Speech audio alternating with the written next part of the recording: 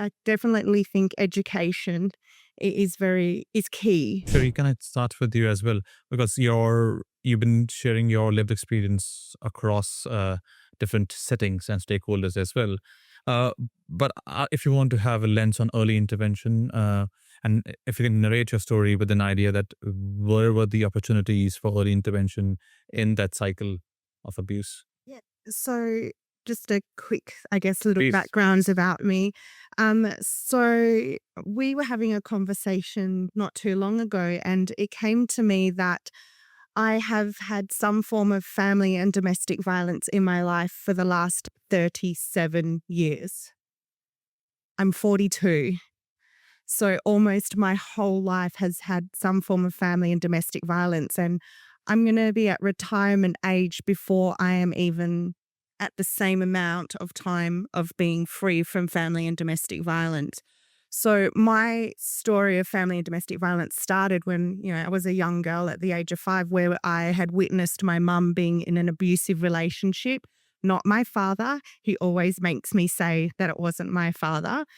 So my parents had split and my mum got into another relationship. So I had witnessed my mum being beaten to a pulp, had to raise my younger siblings.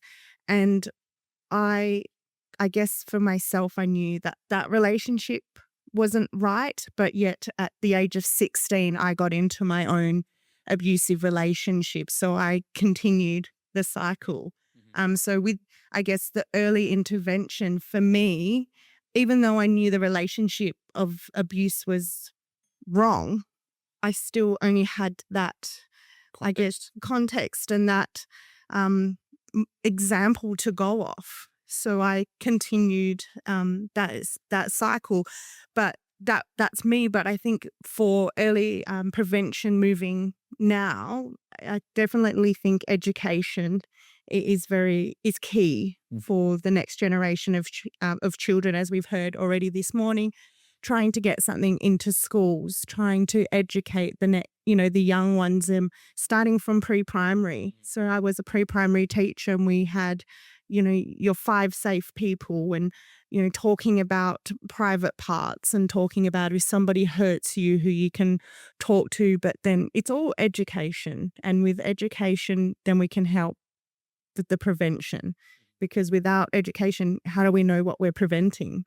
Right? And I think Andrea said something very similar also.